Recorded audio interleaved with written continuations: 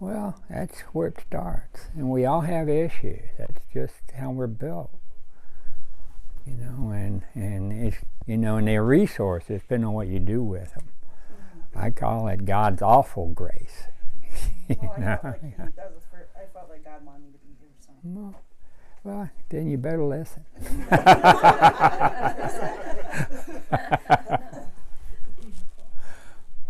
That's a pretty good recommendation, but yeah. So I'm among friends because everything you're talking about is the kind of things I find important.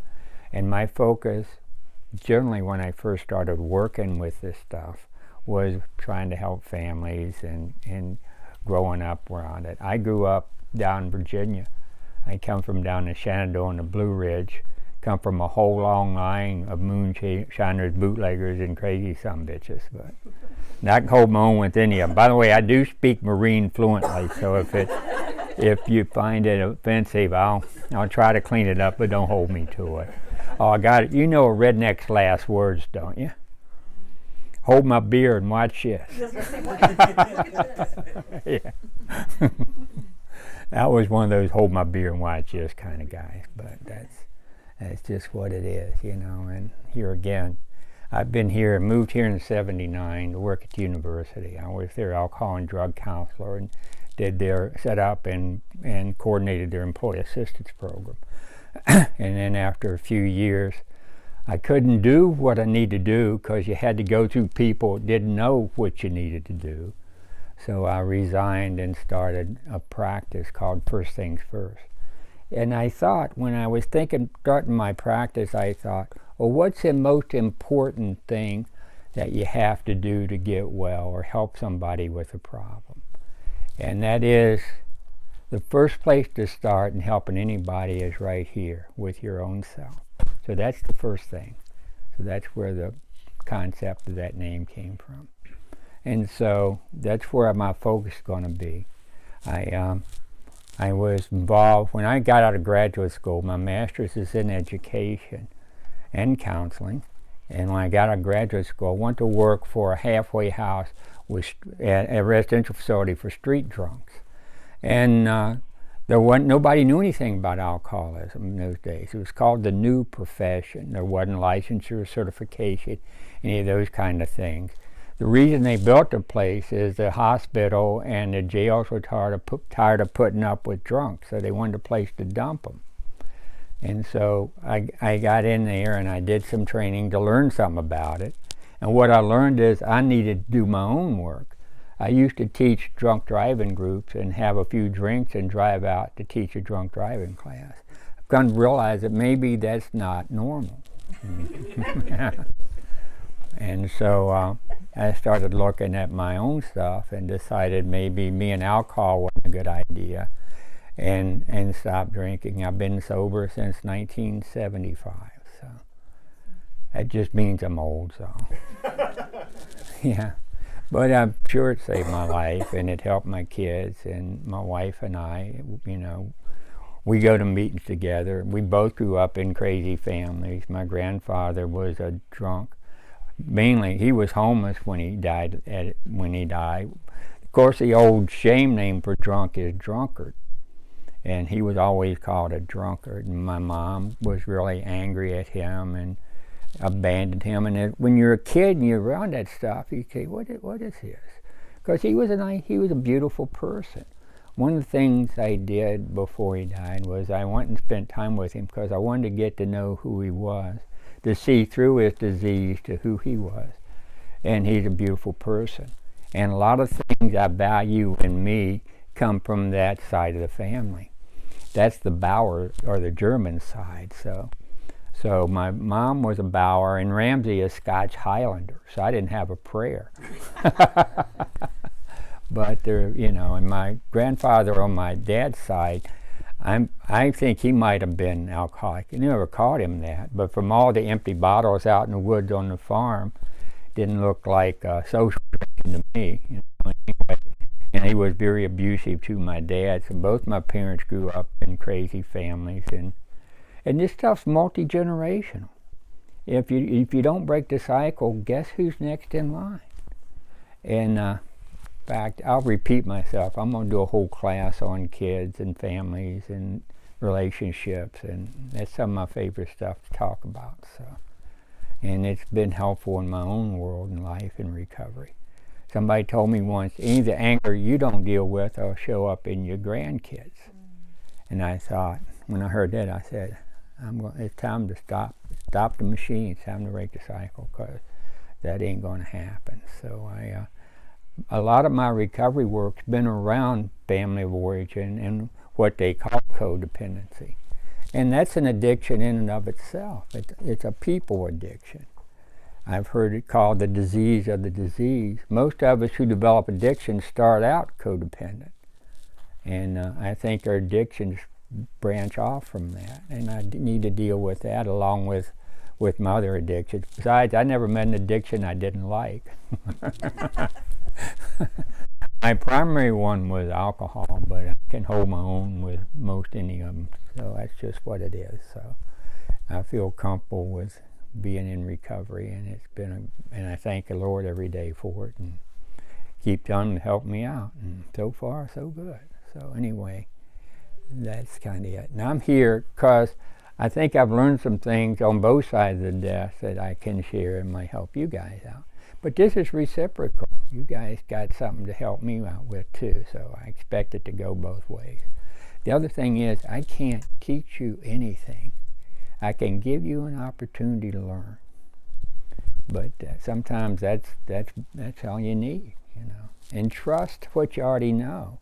All of you in here have learned a lot of things. It's just you don't know what you don't know. But trust that, and trust the process and what's coming from here, and then when you connect here and here, it starts to make a lot of sense. And so this is good. I appreciate all of you being here. And so let's get into the didactic stuff. And this is the education stuff. Problem is, dealing with this is not a didactic process. It's an experiential process. It's a hear process, and not just a hear process.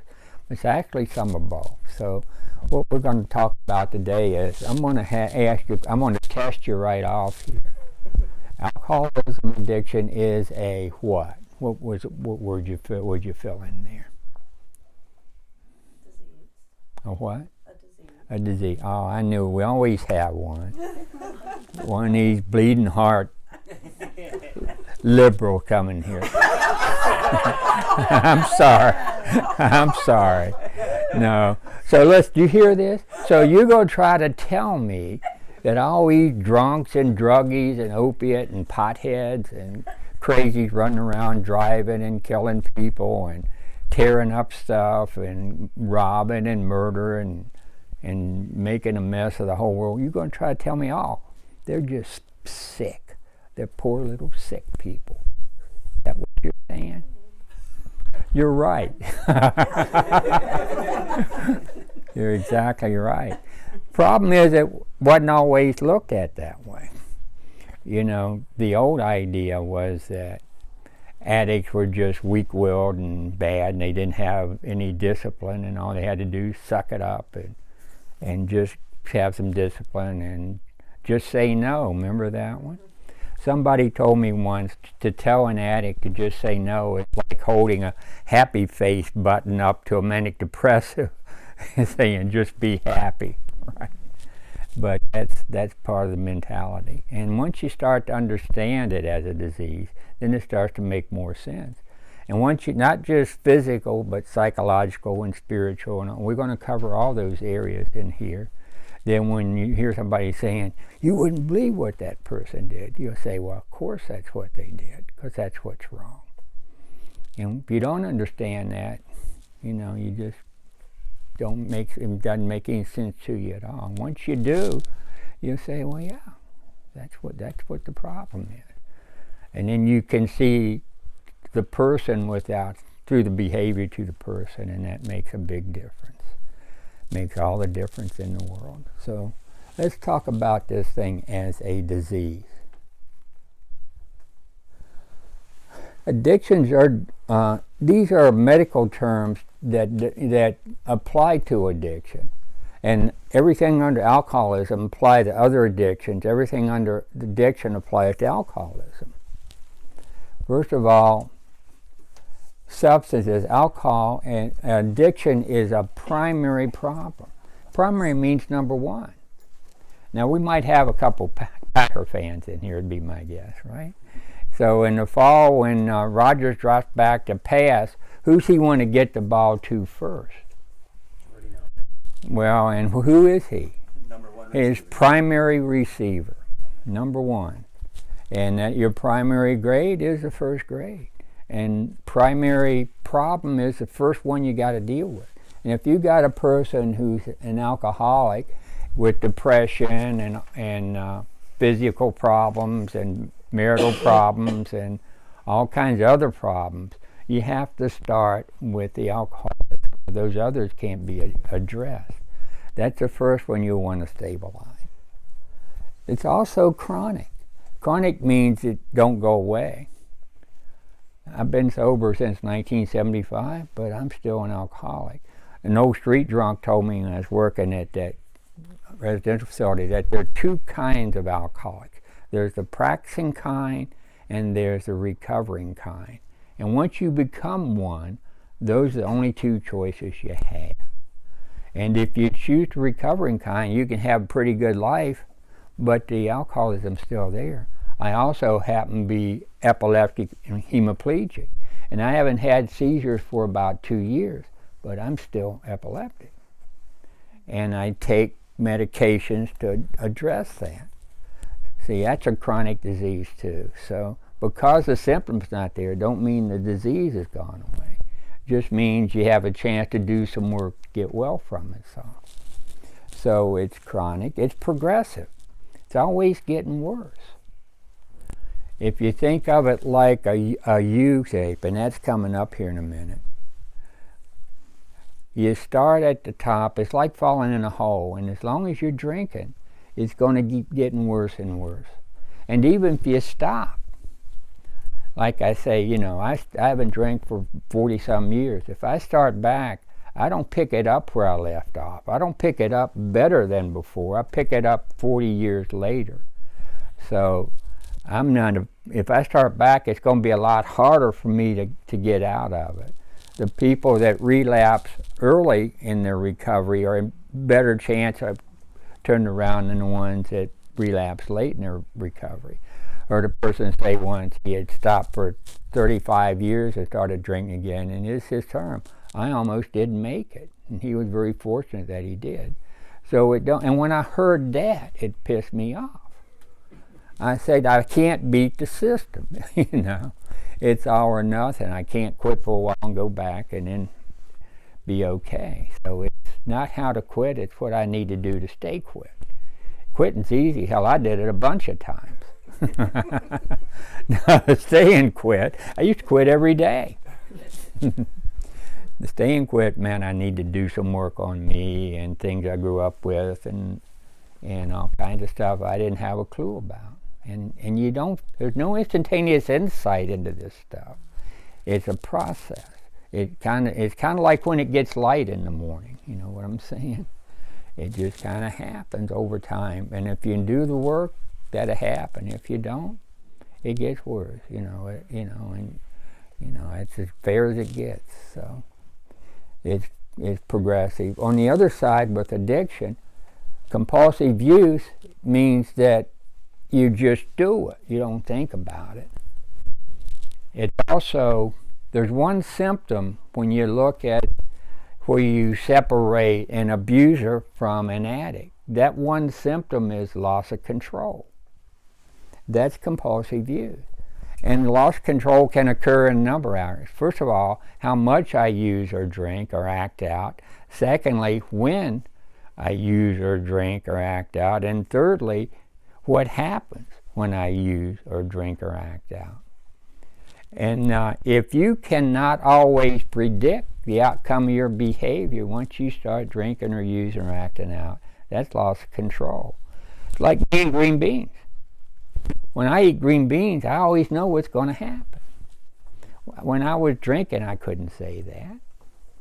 And I never had to worry about buying a case of green beans and eating them, going out and getting in a fight and getting arrested or doing something to hurt my family or missing work or anything. And if I did, that's one I ain't listed yet. I got a green bean problem now. You know what I'm saying? Now, if that happens with alcohol or drugs or gambling or whatever it happens to be, then that's your problem. So that's what you got to look at. Plus, there's tolerance. You know, it never stays the same. You have to do more and more of it to get the same effect. And I think a lot of our opiate epidemic is some of that. People start with oxy and they do the script, and pretty soon that script's not working, especially if they're susceptible to addiction. So they got to take a little bit more, and then a little bit more, and eventually the docs say, I ain't going to give you any more scripts. So then they have to go out in the alley and find a heroin dealer to subsidize it. And then there's in the same loop. So that's the catch, you know. It's going to keep getting more and more. I can remember when I was 17 years old going to a party, drinking a case of beer and a pint of booze and getting mad because I couldn't get drunk and driving back home. I thought it was cool at the time, but maybe that wasn't a good thing. You see what I'm saying? That's called tolerance. And it's true. It's not only true of substances, it's true of other addictions. With gambling, you have to keep wagering more and more and more. And with compulsive sexual behavior, the intensity goes up and up and up. And I think the real upper level with sexual addiction is child porn or child-related behaviors. And then when you quit, your body starts to depend on saying, oh, where is that? And it reacts, and that's what withdrawal is. And withdrawal can range anywhere from a hangover. Anybody here ever had a hangover? Well, you get one of those suckers that last about 3 days, and you drink again, you know there's something wrong. But, you know, it can last anywhere from a mild hangover to those street drunks I worked with. You'd have to put them in the hospital because they could go into epileptic seizures or heart failure or you know, one time I remember a guy, he stopped drinking and his temperature mechanism, his body just went off and started going up and up and up. He basically cooked his brain. So that at some point when you get into late stages, you need to be hospitalized because you can't come down without medical assistance, not safely anyway. So it can be a very dangerous thing. But you don't start there. You start with a hangover and a headache and being sick or nervous or something. So those are characteristics of alcoholism addiction. There are also characteristics of medical issues that constitute a disease. All right. So, next. And these are some predisposing factors for addiction.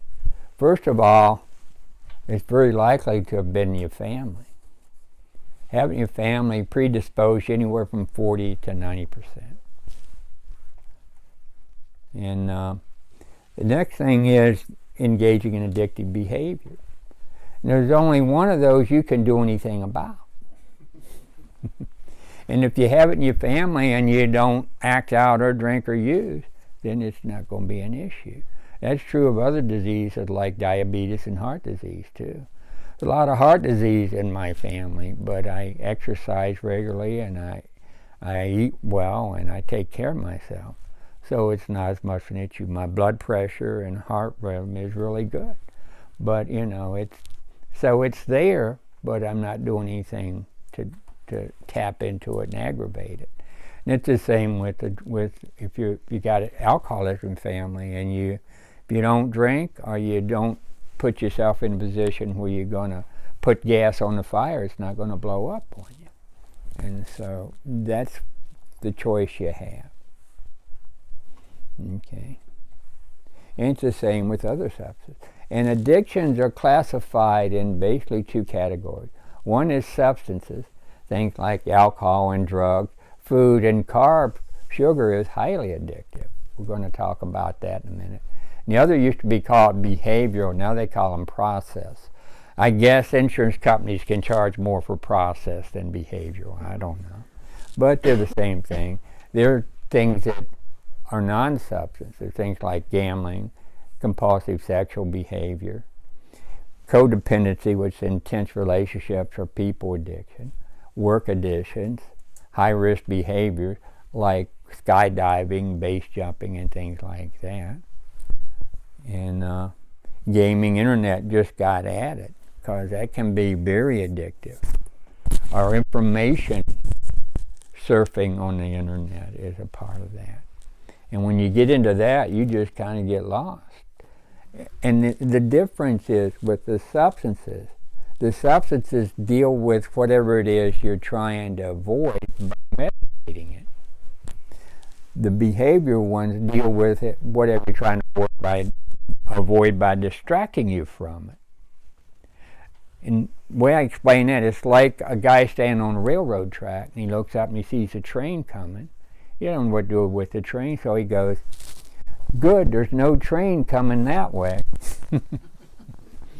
instead of getting off the tracks. But it makes you feel like everything's gone. It's still there, it just don't bother you now.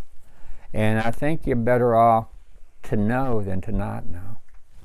I mean, if you broke your leg and you numbed it up so you couldn't feel the pain and you just kept trying to do what you were going to do, that might not be a good idea. See what I'm saying? But that's this is the same thing, but it's more on an emotional and psychological and even spiritual basis, which in some ways is more wounding.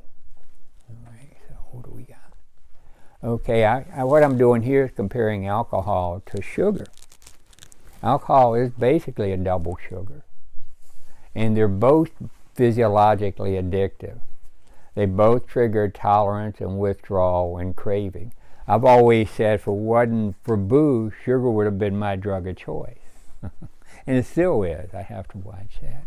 That pie at the Nook wasn't helpful today, I'll tell you. But yeah, only had one.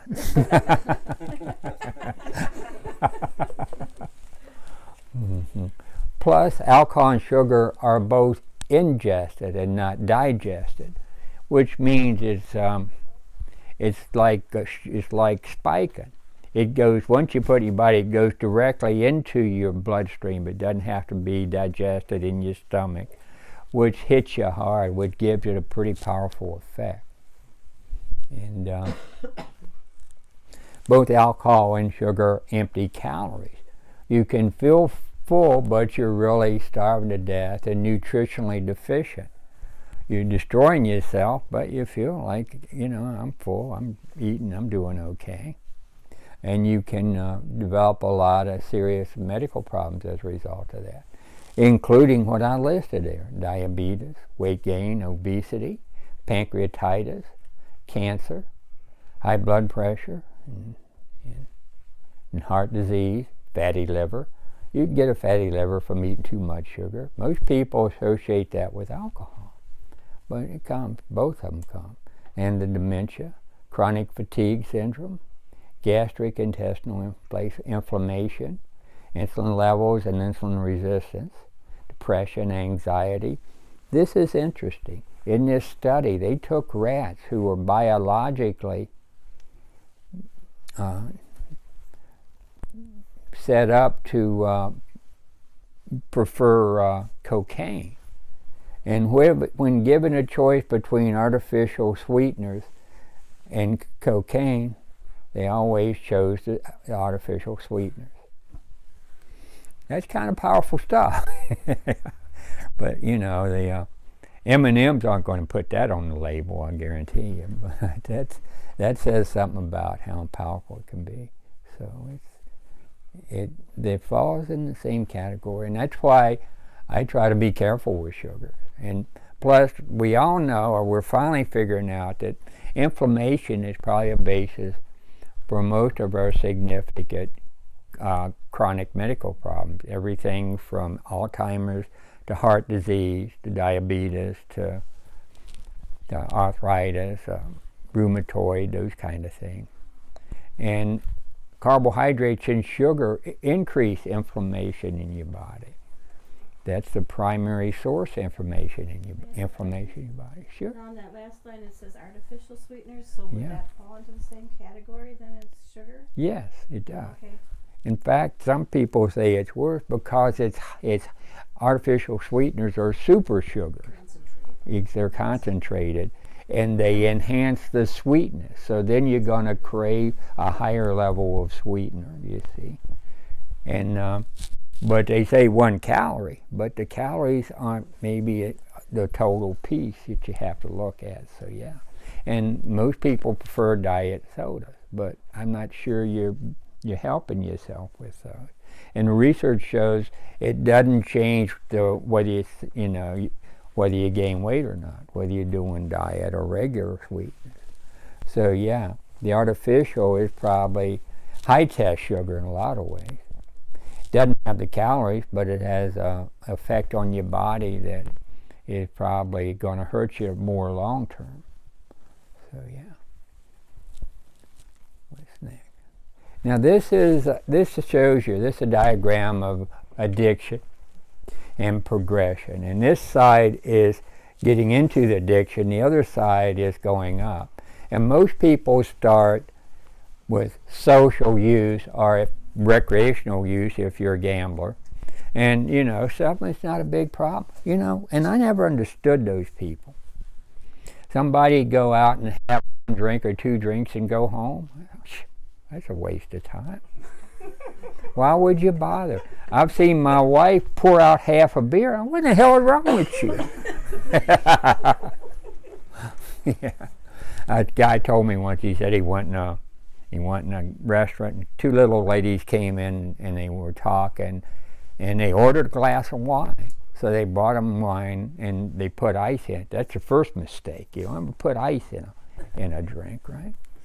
And you know what they did when they brought the wine? They kept talking. Guy said, finally I started to say, would you drink it for Christ's sake? That's how I think, and that ain't normal. Yeah. Well, I started with 2 quarts of wine, and I got serious from there.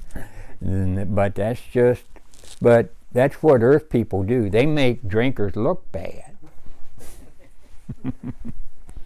And so, but if you got potential, if you got this susceptibility, and the way to know is look at your family and look at how you handle the substance or the behavior. You'll start to slip down, and you move out of social, and it's a gradual thing. It's a very insidious kind of thing. You don't really notice it. You can move into abuse. Abuse starts with just things start happening.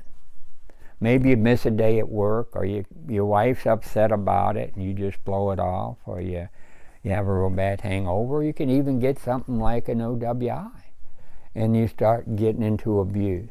But if you continue, at some point the abuse progresses, and then when you get to that loss of control piece where you cannot predict the outcome of your behavior once you get engaged in addictive behavior, then you've crossed the line and you're an official addict. And that's when the chronicity and the progression and all that start to kick in.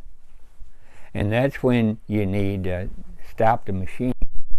And addiction is categorized in an early, and a middle, and a late stages. Now that's pretty complicated, isn't it? And in the early stages, you don't notice it that much because it's still more like abuse. In fact, there's kind of a gray area there between abuse and addiction, where late stage abuse can look a lot like addiction, and you'll see that. People say, there's a myth that you can just quit and stay quit on your own. But once you get in addiction, that's not likely to happen. But I've seen people who look that way, and they would quit and they'd never drink again for 20, 30 years. And my theory is they're probably right at that gray abuse area and hadn't crossed over. And so they could do it. Because once you get into it, you can quit over and over and over, but you're generally going to go back to it somewhere along the way. And that's loss of control, and that's not something you choose, that's something you have to do. And in the middle stages, more and more things happen. By the time you get down to the late stages, those were the street drunks I worked with. Those are the guys sleeping on the bridge, and they'd come in and I'd say, "Where'd you stay last night, Joe?" Mercury Motel. And that's an old abandoned Mercury out in the field somewhere, you know. But we used to think, now that's an alcoholic. Now that's one that you can't hide it anymore. Is all. By the time you get to the late stage, you can't hide it anymore. So it's pretty obvious something's wrong. But by the time you can see it and other people can see it, you've missed it. And so it's important to know something about it so you can start to catch it. The best time to catch it is before you have to do anything about it. When you start slipping into abuse, it's time to turn it around. And if you can't, then that'll tell you right there there's something wrong. And the other side the same way. Once you get down to the bottom, by the way, one of the things I didn't say is that the progression of alcoholism or any addiction is fatal 96% of the time. So it's a fatal disease, very dangerous disease. Most of those guys I worked with sleeping on the bridge didn't make it. They were good people, engineers, all kinds of people that didn't volunteer. I've never seen anybody walk in a bar and say, "All right, give me a drink, I want to be a chronic alcoholic." You ever see somebody like that, get the heck away from them, they're crazy. Nobody volunteers for cancer or heart disease either, but it's what it is. And you don't see that a lot of times until it's there. And then the other side is, once you stop drinking and start doing the work, you start back up the other side to recovery. You never get back to where you can do the social drinking piece, but if you're like most addicts I've met, I wouldn't have been interested in that anyway. In fact, when I finally figured out I had a problem, I said, well, one of the reasons I decided to quit was the way you were supposed to do it, I wasn't interested in. The way I was doing it wasn't working. So I said, what the hell, me? I just won't do it at all. And that's worked a lot better. And I didn't say I can't ever drink again, because I'm the kind of person, you tell me I can't do something, it's hide and watch. I remember when I came out of that coma in intensive care, and the doctors told me I'd probably never walk again. That's the best thing he could have said to me, because I could remember thinking, hide and watch, asshole. And I was out of the wheelchair in pretty fast pace. You know, I'm not a picture of grace, but I don't do too bad. I'm still getting around, and getting older, it ain't easier, but it's what it is, you know. And so, yeah, it's the same way. Tell me I can't do something, hide and watch. You know, that's just the way I'm wired. So I knew that, and so what I said is, you know, yeah, you can drink, but if you want your life to be okay, if you want to have a life, if you want to be around to see your kids and your grandkids show up, then maybe that's not a good thing to do. And I thought, plus, my life works better when I don't have alcohol or addictive behavior in it. And I thought, plus, if that ever changes, it'll be there. And as long as it's that way, I'm just not going to do it. So it's not something I can't do, just something I don't do. I don't sleep on Claremont Avenue in Eau Claire either at night, or play Russian roulette. I could, but there's one chance in 6 that I'm going to blow my brains out. And what I get out of that ain't worth taking that risk. It's the same with me in 1 or 2 drinks. I already told you about that. What I get out of 1 or 2 drinks ain't worth taking the risk of destroying everything that's important to me. So I just don't do it. And we do that on a regular basis with different things. And I think if you keep it simple, it just works better. Plus, I have people in my life that reinforce that that's a good idea. And that helps too. Because anything you don't reinforce, you lose along the way. So I'm active in 12-step groups and support groups that help me take care of myself, because I'm crazier than average bear on a good day. So I need all the help I can get. So that's what it looks like. And something else about addiction is if you're addicted to alcohol or any downer, you're going to be addicted to any other sedative. In fact, a better word for alcoholism could be sedativism, because that's cross addiction. And I think maybe our opiate epidemic might be a reflection of that, because anybody who's already addicted and tries to take oxy is not going to be able to. They're also going to have a tolerance for it, so they can't do it like normal people. And it's important if you're in that boat to let your doctor know that. Same true with upper drugs. If you're addicted to cocaine or crystal meth or any kind of stimulant or upper drug, you're not going to be able to take other sedatives or stimulants. And a good example of that is what we use to treat ADHD are things like Adderall and Ritalin. There's up drugs, and if you got a kid who's got a stimulant addiction problem, he's not going to be able to handle those drugs like other people. Young man I meet on a regular basis just to mentor and support. He's working on his master's degree in social work at Eau Claire, and he's had some problems with drinking and different things, and he's a really good guy. But he's in kidney failure because of Adderall abuse.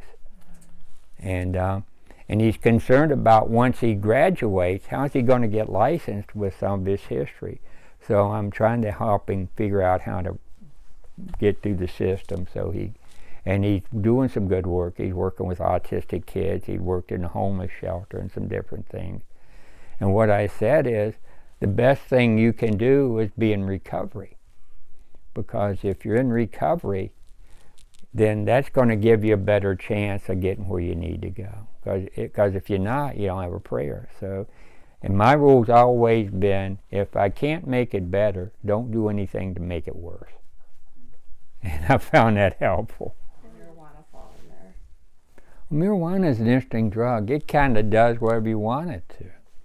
You know, if I want to relax and get in sedate and take a couple tokes, I feel relaxed or sedated. If I want to be manic and hyper and really get stimulated, I can smoke, and it'll make me feel that way. So it's really insidious that way, and I would classify it probably more in the psychotropic kind of stuff, where it's more. What it does is it creates more fantasy and things like that. So it's yeah. I did not know that. Yeah. And puts you in kind of a different place. And but it's very insidious.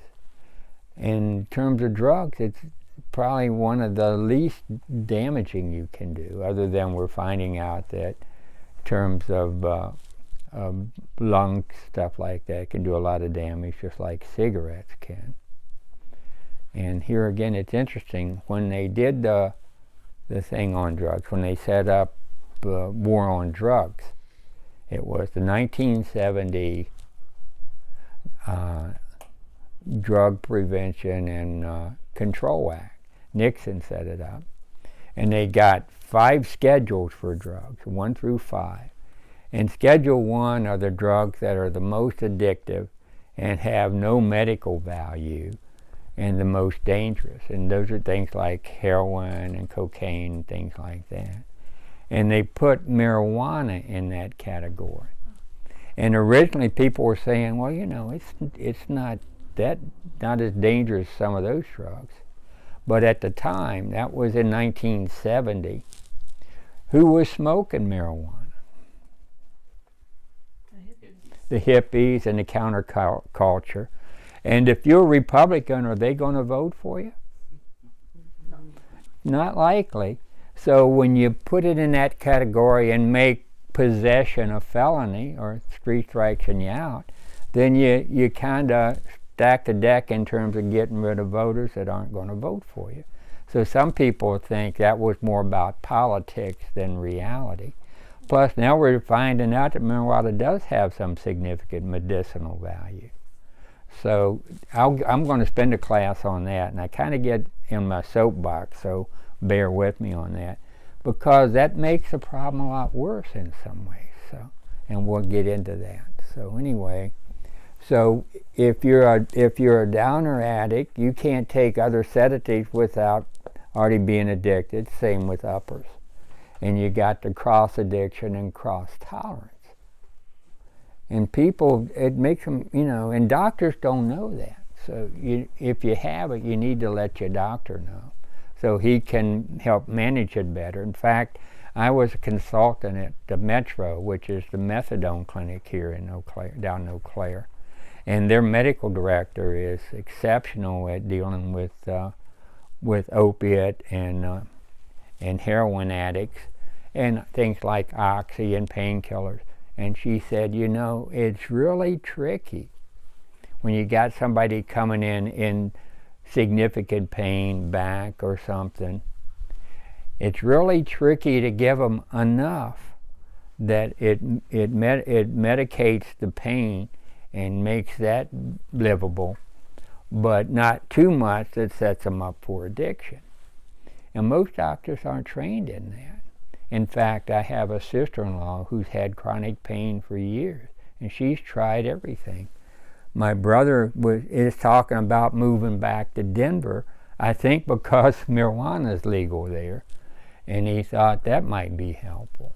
He's living in Oklahoma right now, and they had that on the agenda and was defeated to legalize marijuana there. And I've suggested he might want to look into methadone. That's a very effective pain reliever, and it's good for treating opiate addicts too. Okay, and the problem is, I'm going to finish what I was saying on that the reason it's hard to get that from physicians is most of them just don't know how to manage it very well. So you'll want to find a doctor that does, and it's a very effective treatment. In fact, it's called MAT, medical or medicine assisted treatment, and it's almost like having, well, I'll get into this some more, but you started it, right? Yeah, because you can go down and you can get, methadone is basically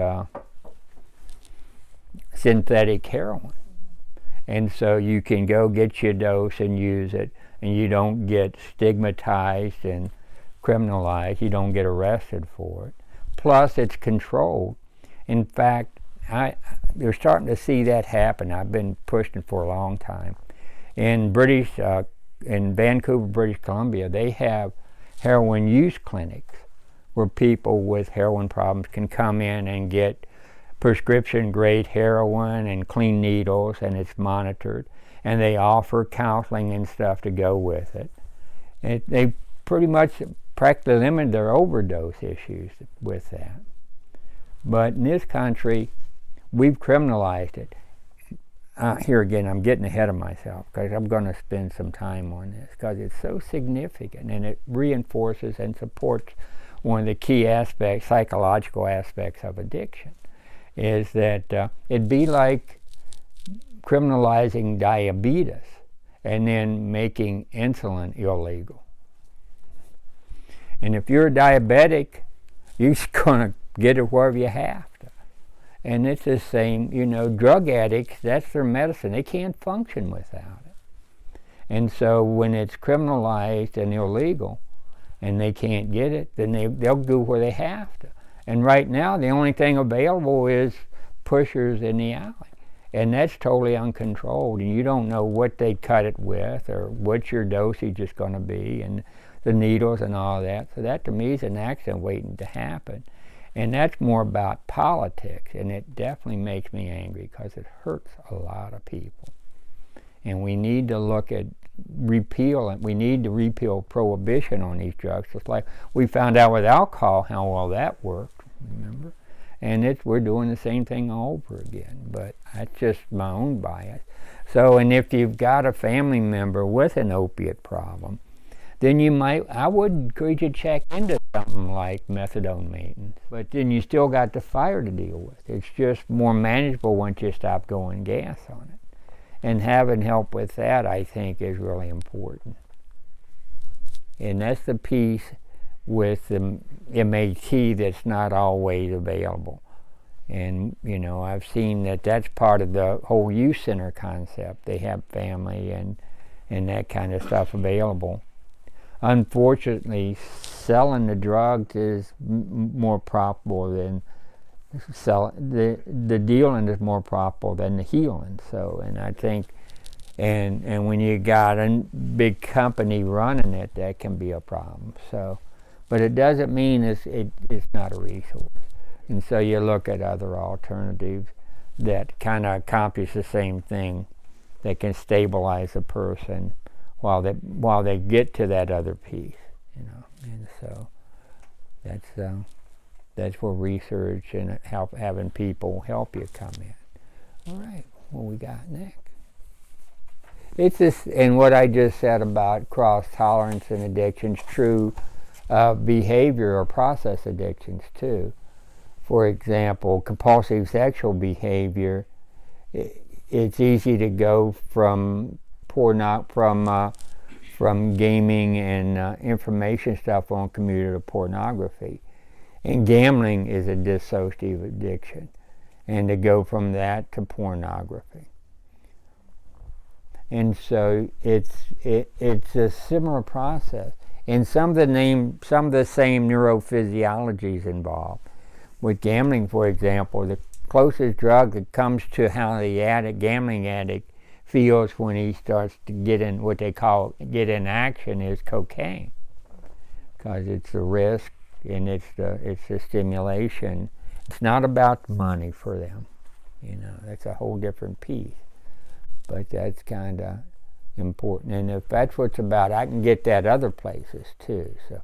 Can I just add a little something? Oh, sure you can. I think you could add in here, in this group, exercise. I agree. Yeah. And they used to call that positive addiction.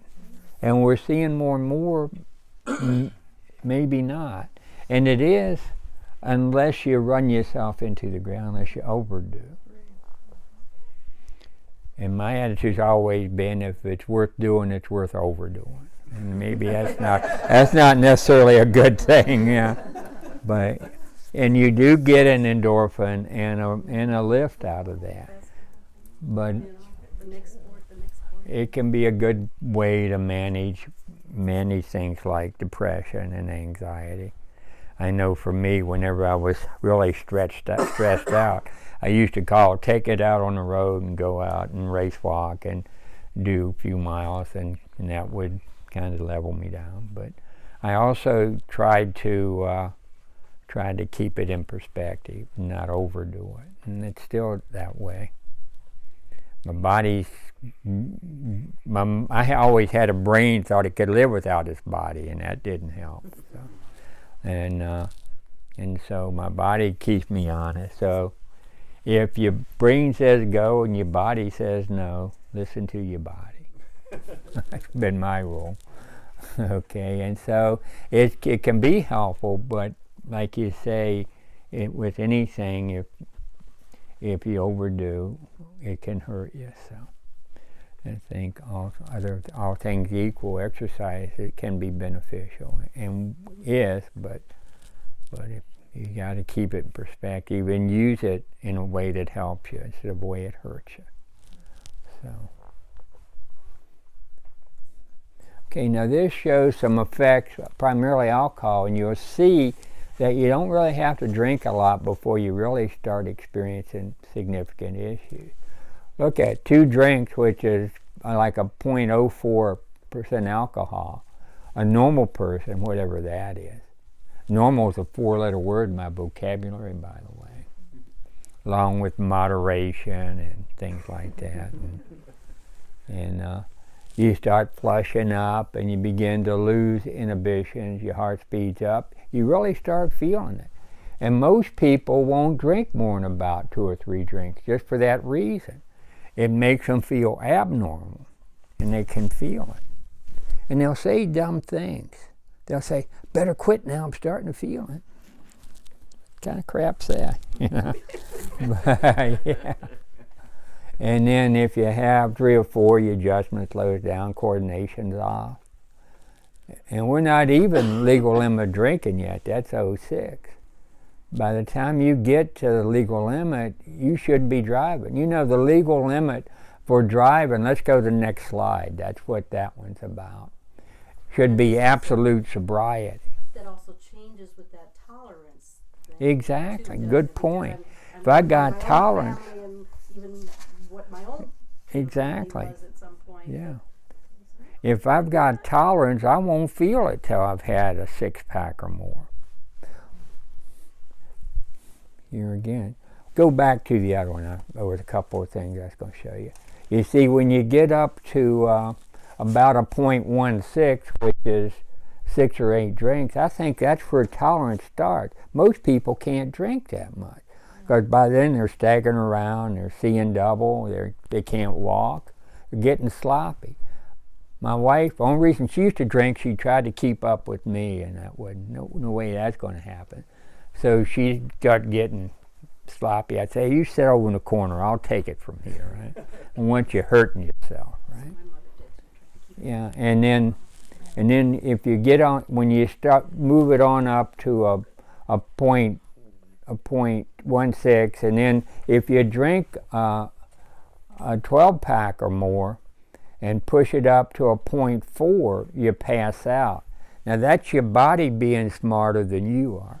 Because if you don't pass out at that point and you drink a case and you push it up to a 0.5, at 100% alcohol in your blood, your brain forgets to tell your heart to beat and your lungs to breathe, and that's overdose, and you die. But I've put people in the hospital with 0.59, 0.6 blood alcohol level.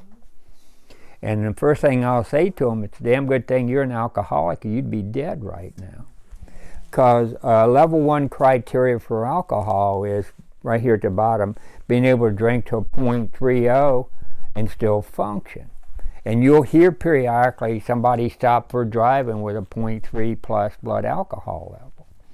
And I say, that person's an alcoholic, you know. And so, but at 0.10, you start to do significant physiological damage. Every time you drink to a 0.10 blood alcohol level, you kill 10,000 brain cells, which means I'm running on empty. and you start doing some significant physical damage to your body. If that's going to happen at 0.10, imagine what a 2 or a 3 or a 4 is going to do to you. That's why this is a very, very dangerous disease. And alcohol, even though it's legal, is probably one of the most dangerous drugs out there and one of the most harmful. And nicotine's not far behind it. In fact, I saw a article years ago with veterans coming back from Vietnam who were nicotine addicts and heroin addicts.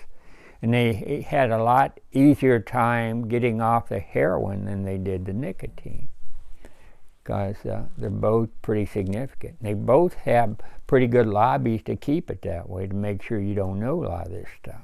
So, and like I said, the reason we'll never see absolute sobriety in this state for driving is Tavern League ain't going to let that happen.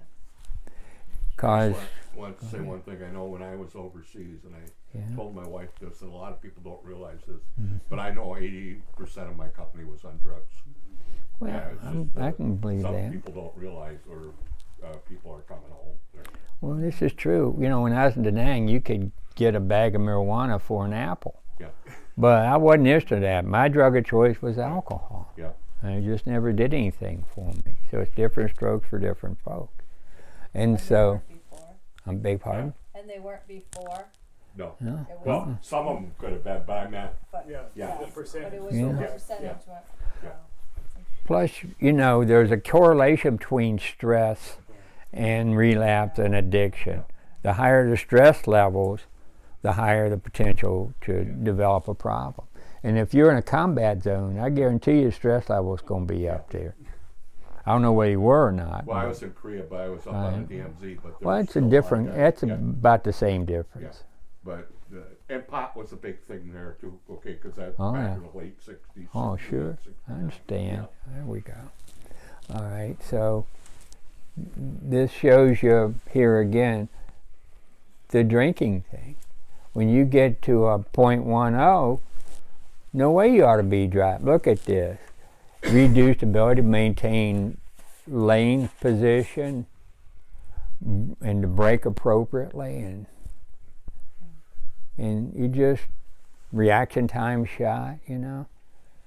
Most people wouldn't even think about driving. But I couldn't wait to drive. I remember being at Country Jam years ago, and whoever put that thing together was not a friend of drunks. Because you ever seen what you got to do to get in and out of there? They got rocks and trees and crap you got to get around. And I saw this guy come out there and he's walking into trees and stuff. And I looked at Judy and I said, I sure as hell hope he's driving. He's in no condition to walk. But, you know, that's just the nature of the beast. So anyway. So you can start to get a feel for how we minimize alcohol in terms of its impact and tolerance. And it, you know, and other drugs, the reason I use this is alcohol in terms of tolerance effect have been researched a lot more than opiates and cocaine and those kind of drugs. But I'm sure we'd find this with those too, maybe even more significant. So, and the good thing, I'm going to say one more thing here. Well, no, I'll say more than that. But the good thing about making marijuana legal, we can start to do some of this research. Because right now, with war on drugs and Schedule I drugs, you can't even do research on it. So we don't know what we got, and that to me ain't real smart either, you know. And there's another whole psychological piece that's more significant than what you're talking about, and that's what I'm going to talk about next week. So I ain't going to blow the whistle on that, because I enjoy talking about that one. Oh, that means I got to come back. Yeah, there we go. So you want the last slide? Not yet. Let me say one more thing. Right. We'll keep saying one. When I mentioned stimulants, I did mention caffeine, and we're starting to see that come around. A lot of these energy drinks, you know, Red Bull and all those, they're just high-test caffeine. You can even buy it now that's real intense in caffeine and significant. We're starting to see things like withdrawal, caffeine withdrawal and things like that for people who are getting into that. So if you got that going, if you're a cocaine addict, got that going, and you try to do Adderall or something like that, that ain't going to work for you either. See what I'm saying? Because that's a stimulant. We don't see it that way. Okay, let's do the last one. This is, you got to like this guy. Look at this. It's about this guy in Ohio that rigged up a bar stool with a lawnmower motor and was cruising around in it drunk. And the police stopped him and arrested him for drunk driving. He's the kind of guy to hung around with. I mean, you know, the question you want to ask about whether it's a problem or not is, do normal people do that? My family. Yeah. We have barstool races. Oh yeah. Well. I just had my Facebook reminder. Well, I tell you that, but that to me is what I thought was. And here's the last thing. Look what he says here. He pleaded not guilty and requested a jury trial.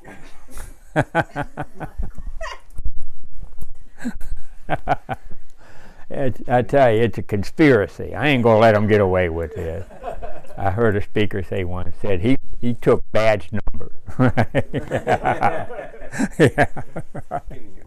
So yeah, oh boy, you in trouble now. Don't you know who I think I am?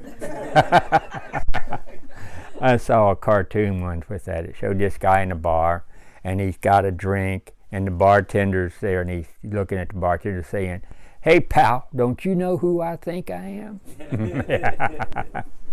Legend my own mind, right? There we go. But that's that arrogance and grandiosity, which is, that's a defense. I'm going to talk about that next week, and I'll have some fun with that one. Okay, good. So do you want some questions now? Yeah, any more questions? Can you ask your question?